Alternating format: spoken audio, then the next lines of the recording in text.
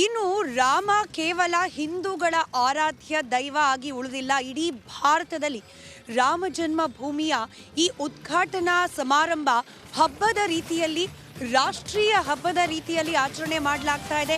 ಹೀಗಾಗಿ ಅನೇಕ ವಿವಿಧ ಧರ್ಮಕ್ಕೆ ಸಂಬಂಧಪಟ್ಟ ಕೆಲವೊಂದಷ್ಟು ಎಜುಕೇಷನಲ್ ಇನ್ಸ್ಟಿಟ್ಯೂಷನ್ಗಳು ಹಾಗೆ ಕಚೇರಿಗಳಿಗೂ ಕೂಡ ರಜೆಯನ್ನು ಘೋಷಣೆ ಮಾಡ್ತಾ ಇರೋದು ಜನವರಿ 22ನೇ ತಾರೀಕು ನಮ್ಮ ಗಮನಕ್ಕೆ ಬರ್ತಾ ಇದೆ. ಅದರಲ್ಲೂ ಪ್ರಮುಖವಾಗಿ ಸರ್ಕಾರಿ ನೌಕರರಿಗೆ, ಕೇಂದ್ರ ಸರ್ಕಾರದ ನೌಕರರಿಗೆ 22ನೇ ತಾರೀಕು ಅರ್ಧ ದಿನ ರಜೆಯನ್ನು ಘೋಷಣೆ ಮಾಡಲಾಗಿದೆ. ಅದರಂತೆಯೇ ಮುಸ್ಲಿಂ ಯೂನಿವರ್ಸಿಟಿಗೂ ಕೂಡ ರಜೆ ಘೋಷಣೆ ಮಾಡಲಾಗಿದೆ. ಜನವರಿ 22ರಂದು ಮುಸ್ಲಿಂ ಯೂನಿವರ್ಸಿಟಿಗೆ ಅರ್ಧ ದಿನ ರಜೆ ಘೋಷಣೆ ಮಾಡಲಾಗಿದೆ. ದೆಹಲಿಯ ಜಾಮಿಯಾ ಮಿಲಿಯಾ ಇಸ್ಲಾಮಿಯಾ ವಿವಿ ರಾಮ ಮಂದಿರ ಪ್ರಾಣ ಪ್ರತಿಷ್ಠೆಯ ಹಿನ್ನೆಲೆಯಲ್ಲಿ ರಜೆಯನ್ನ ಘೋಷಣೆ ಮಾಡಿದೆ.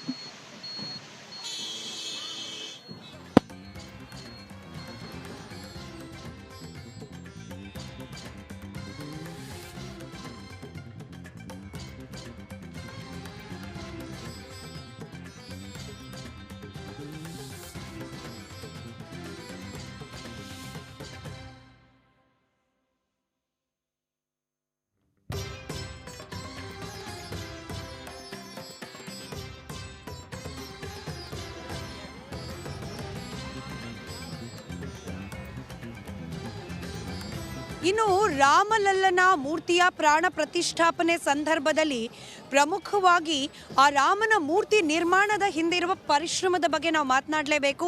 ಕಲ್ಲಿನ ಆಯ್ಕೆಯಿಂದ ಹಿಡಿದು ಆ ಕಲ್ಲಿಗೆ ಶಿಲೆಯ ರೂಪ, ಶಿಲೆಯಿಂದ ಮೂರ್ತಿಯ ಸ್ವರೂಪವನ್ನು ಕೊಡುವವರೆಗೂ ಹಂತ ಹಂತವಾಗಿ ಯಾವ ರೀತಿಯಾಗಿ ನಿರ್ಮಾಣ ಆಯಿತು ರಾಮಲಲ್ಲನ ವಿಗ್ರಹ ಅನ್ನೋದರ ಎಕ್ಸ್ಕ್ಲೂಸಿವ್ ಫೋಟೋ ಹಾಗೆ ವಿಡಿಯೋಗಳು ರಿಪಬ್ಲಿಕ್ ಕನ್ನಡಕ್ಕೆ ಲಭ್ಯವಾಗಿದೆ. HD ಕೋಟೆ ಭಾಗದಿಂದ ಕಲ್ಲನ್ನು ಆಯ್ಕೆ ಮಾಡಿ ಅಯೋಧ್ಯೆ ನಗರಿಗೆ ಅದನ್ನು ಶಿಫ್ಟ್ ಮಾಡಲಾಗಿರೋದು. ಅಯೋಧ್ಯೆ ನಗರಿಗೆ ಬಂದ ನಂತರದಲ್ಲಿ ಅದಕ್ಕೆ ವಿಶೇಷ ಪೂಜೆ ಪುನಸ್ಕಾರಗಳನ್ನು ಸಲ್ಲಿಕೆ ಮಾಡಿ ಅದಾದ ನಂತರದಲ್ಲಿ ಮೂರ್ತಿ ಕೆತ್ತನೆಯ ಕಾರ್ಯವನ್ನು ಪ್ರಾರಂಭ ಮಾಡಲಾಗಿದೆ. ಅದಕ್ಕೆ ಸಂಬಂಧಪಟ್ಟಂತಹ 3 ಹಂತದ ಈ ರಾಮಲಲ್ಲನ ಮೂರ್ತಿ ಕೆತ್ತನೆಯ 3 ಆ ಒಂದು ಹಂತದ ಫೋಟೋ ಹಾಗೆ ದೃಶ್ಯಗಳು ರಿಪಬ್ಲಿಕ್ ಕನ್ನಡಕ್ಕೆ ಲಭ್ಯವಾಗಿದೆ.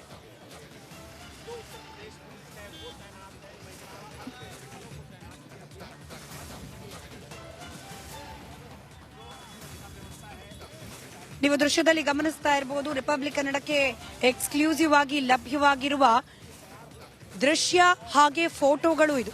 ಮೊದಲನೇದಾಗಿ ಬೇರೆ ಬೇರೆ ಭಾಗದಿಂದಲೂ ಕೂಡ ಕಲ್ಲುಗಳನ್ನು ತರಿಸಿ ಈ ಒಂದು ರಾಮಲಲ್ಲನ ವಿಗ್ರಹ ಕೆತ್ತನೆಯ ಪ್ರಕ್ರಿಯೆಗೆ ಚಾಲನೆ ನೀಡೋ ಪ್ರಯತ್ನವನ್ನ ಮಾಡಲಾಗಿತ್ತು. ಆದರೆ ಆ ಕಲ್ಲುಗಳಲ್ಲಿ ಬಿರುಕು ಕಾಣಿಸ್ಕೊಳ್ತು. ಹಾಗೆ ಕೆಲ ಕಲ್ಲುಗಳಲ್ಲಿ ಅದರ ಕ್ವಾಲಿಟಿ, ಆ ಕಲ್ಲಿನ ಒಳಗಡೆ ಇರುವ ಬಣ್ಣಗಳು ಬದಲಾಯಿತು. ಹಾಗೆ ಕೆತ್ತನೆಗೆ ಅನುಗುಣವಾದ ಕ್ವಾಲಿಟಿ ಇಲ್ಲದೆ ಇರೋ ಕಾರಣಕ್ಕೆ ಅದೆಲ್ಲವನ್ನೂ ಕೂಡ ರಿಜೆಕ್ಟ್ ಮಾಡಲಾಯಿತು. ಕಡೆಗೆ ಆಯ್ಕೆಯಾಗಿದ್ದು ಮೈಸೂರಿನ HD ಕೋಟೆ ಸಮೀಪದ ಕಲ್ಲು. 3 ಸ್ಟೇಜ್ನ ನೀವು ಗಮನಿಸ್ತಾ ಇದ್ದೀರಿ. ಒಂದು ಮೂರ್ತಿ ಕೆತ್ತನೆಗೆ ಮುಂಚೆ ಹೇಗಿತ್ತು ಅದು ಆಯ್ಕೆಯಾದ ಸಂದರ್ಭದಲ್ಲಿ ಅಂತ ಹೇಳಿ, ಅದಾದ ನಂತರದಲ್ಲಿ ಪೂಜೆ ಪುನಸ್ಕಾರಗಳನ್ನ ಸಮರ್ಪಣೆ ಮಾಡಲಾಗಿದ್ದು ಆ ಕಲ್ಲಿಗೆ. ಅದಾದ ನಂತರದಲ್ಲಿ ಈಗ ರಾಮಲಲ್ಲನಾಗಿ ಆ ಒಂದು HD ಕೋಟೆಯಲ್ಲಿ ಲಭ್ಯವಾಗಿದ್ದ ಕಲ್ಲು ಅರಳಿ ನಿಂತಿರುವ ದೃಶ್ಯ. 3 ಹಂತಗಳಲ್ಲಿ ಈ ಮೂರ್ತಿ ಕೆತ್ತನೆಯ ಹಂತಗಳನ್ನು ನಾವು ದೃಶ್ಯಗಳ ಸಮೇತ ಹಾಗೆ ಫೋಟೋಗಳ ಸಮೇತ ನಿಮ್ಮ ಮುಂದೆ ಇಡ್ತಾ ಇದ್ದೀವಿ.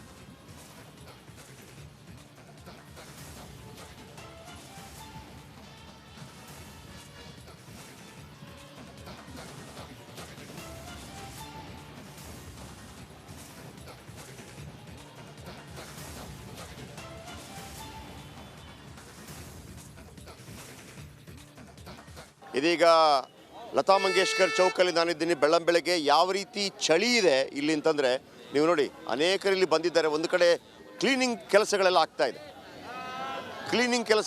ಒಂದು ಕಡೆ ಮ್ಯಾನ್ಯುವಲ್ ಆಗಿ ಮಾಡ್ತಾರೆ. ಆಮೇಲೆ ಅಲ್ಲಲ್ಲಿ ಕ್ಲೀನಿಂಗ್ ಆಗ್ತಾಯಿದೆ. ಗಾಡಿಗಳಲ್ಲಿ ಬಂದು ಕೂಡ ಕ್ಲೀನಿಂಗ್ ಆಗ್ತಾ ಇರುತ್ತೆ. ಚಳಿ ಯಾವ ರೀತಿ ಇದೆ ನೋಡಿ, ಗ್ಯಾಸ್ ಮುಖಾಂತರ ಬಿಸಿ ಮಾಡ್ತಾರೆ. ಪಾಪ ಎಲ್ಲ ಪೊಲೀಸರು ರಾತ್ರಿ ಬೆಳಗ್ಗೆ ಎಲ್ಲ ಕೆಲಸಗಳನ್ನು ಮಾಡ್ತಾ ಇದ್ದಾರೆ. ಭಾಳ ಚಳಿ ಇದೆ. ಬೇರೆ ಬೇರೆ ಉತ್ತರ ಪ್ರದೇಶ ಪೊಲೀಸರು ಎಲ್ಲ ಸೆಕ್ಯೂರಿಟಿ ಅವರೇ ನೋಡ್ಕೊತಾ ಇರುವಂಥದ್ದು. ಓಕೆ, ನಮಸ್ತೆ ಸರ್. हम कर्नाटक से हैं। कर्नाटक और अयोध्या को बहुत संबंध है, क्योंकि रामलला और हनुमान जी कर्नाटक से हैं और कर्नाटक के शिल्पी ने रामलला का मूर्ति बनाया। क्या कहना चाहेंगे सर, और आपका नाम क्या है? मेरा नाम धर्मवीर सिंह है और आप यहाँ आए, आपका स्वागत है यहाँ अयोध्या नगर श्री राम की नगरी में। बहुत अच्छा लग रहा है, आप आए, आपको देख के यहाँ पे आप एंकरिंग कर रहे हैं, बहुत अच्छी एंकरिंग कर रहे हैं, इसके लिए धन्यवाद, थैंक यू। सबका सुरक्षा करना आपका जिम्मेदारी है। अरे लेकिन रामलला को देखने के लिए आ रहे हैं, मतलब इतना भक्ति के साथ। सबकी सुरक्षा करेंगे, ठीक है ना, सबकी सुरक्षा रामलला करेंगे और उन्होंने हमको भेजा है यहाँ पे, उनके आदेश से। ನೋಡಿ ಸರ್, ನೋಡಿ ಇಲ್ಲಿ ಬಿಸಿ, ಓಕೆ, ಈ ಥರ. ಆಮೇಲೆ ನೋಡಿ ನಮ್ಮ ಪೊಲೀಸರೆಲ್ಲ ರಾತ್ರಿ ನಾವು ಅಲ್ಲೇ ಇರೋದು ನೋಡಿ, ಈ ಥರ ಬಿಸಿ ಹಾಕೊಂಡ್ಬಿಟ್ಟು ಈ ಥರ ಇರ್ತಾರೆ. ಎಲ್ಲ ಚಳಿ ಚಳಿ ಚಳಿ ಚಳಿ ಚಳಿ ಚಳಿ ಫುಲ್ ಚಳಿ ಇದೆ. ಸೊ ಹಾಗಿರುವಾಗ ಜನಗಳು ಜಾಸ್ತಿ ಆಗ್ತಾ ಇದ್ದಾಗೇ ಸ್ವಲ್ಪ ಎಲ್ಲ ಚೇಂಜಸ್ ಆಗುತ್ತೆ, ಯಾಕಂದರೆ ತುಂಬ ಜನಗಳು ಬರ್ಲಿಕ್ಕೆ ಶುರು ಮಾಡ್ತಾರೆ. ಈಗ ಇವತ್ತು ಬೆಳಿಗ್ಗೆ ನಾನು ನಿಮಗೆ ತೋರಿಸ್ತಾ ಇರೋದು ನೋಡಿ, ಮತ್ತೊಬ್ಬರು ನೋಡಿ, ಒಬ್ಬರು ಸ್ವಾಮೀಜಿ, ಒಬ್ಬರು ಯೋಗಿ. नमस्ते नमस्ते, जय श्री राम। कैसे? जय श्री राम। कहाँ से हैं आप?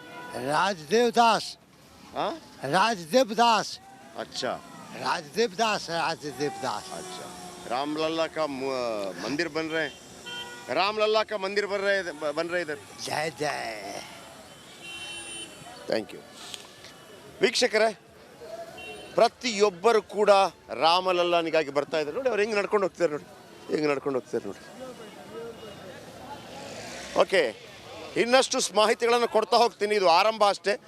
ಜೈ ಶ್ರೀರಾಮ್. ಕ್ಯಾಮ್ರಾ ಪರ್ಸನ್ ರಾಜು ಜೊತೆ ಜಯಪ್ರಕಾಶ್ ಶೆಟ್ಟಿ, ಅಯೋಧ್ಯೆಯಿಂದ. ನಮಸ್ಕಾರ.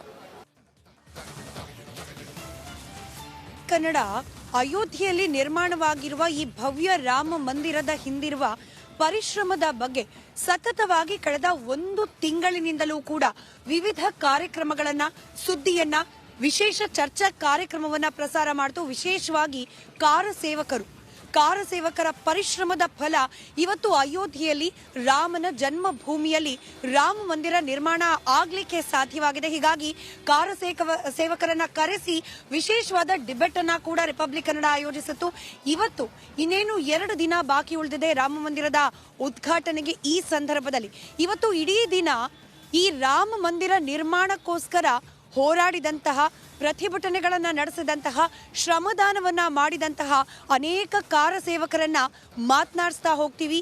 ಇವತ್ತು ಇಡೀ ದಿನ ಬೇರೆ ಬೇರೆ ಭಾಗ, ಕರ್ನಾಟಕದ ಬೇರೆ ಬೇರೆ ಭಾಗ, ಬೇರೆ ಬೇರೆ ವರ್ಗಗಳಿಗೆ ಸೇರಿದಂತಹ ಕಾರಸೇವಕರನ್ನ ಮಾತನಾಡಿಸೋ ಪ್ರಯತ್ನವನ್ನ ಮಾಡ್ತಾ ಹೋಗ್ತೀವಿ. ಬಹುಶಃ ನಾನು ಒಬ್ಬ ಕಾರಸೇವಕ ಅಂತ ಹೇಳಿ ಬಿಜೆಪಿಯ ಅನೇಕ ನಾಯಕರು ಕೂಡ ಪ್ರತಿಭಟನೆಯನ್ನ ಮಾಡಿದ್ರು.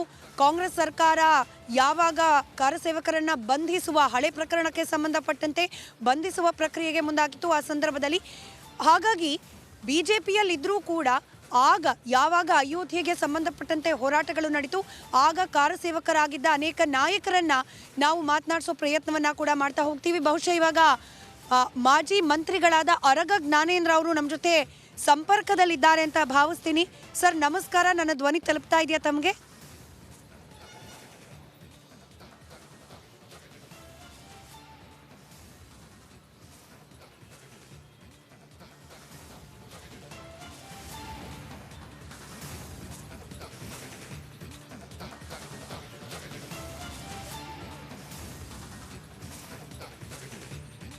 ರೈಟ್, ಬಹುಶಃ ಸಂಪರ್ಕ ಸಾಧ್ಯವಾಗಿಲ್ಲ ಇನ್ನೂ ಕೂಡ. ಸದ್ಯದಲ್ಲೇ ಅವ್ರನ್ನ ಮಾತನಾಡಿಸೋ ಪ್ರಯತ್ನವನ್ನ ನಾವು ಮಾಡ್ತಾ ಹೋಗ್ತೀವಿ. ಅನೇಕ ಕಾರಸೇವಕರನ್ನ ಇವತ್ತು ಇಡೀ ದಿನ ಹಂತ ಹಂತವಾಗಿ ಅಯೋಧ್ಯೆಯ ರಾಮ ಮಂದಿರ ನಿರ್ಮಾಣ ಕಾರ್ಯಕ್ಕೆ ಸಂಬಂಧಪಟ್ಟಂತೆ ಶ್ರಮದಾನವನ್ನ ಮಾಡಿದಂತಹ ಅನೇಕ ಕಾರಸೇವಕರನ್ನ ಮಾತನಾಡಿಸೋ ಪ್ರಯತ್ನವನ್ನ ನಾವು ಮಾಡ್ತಾ ಹೋಗ್ತೀವಿ.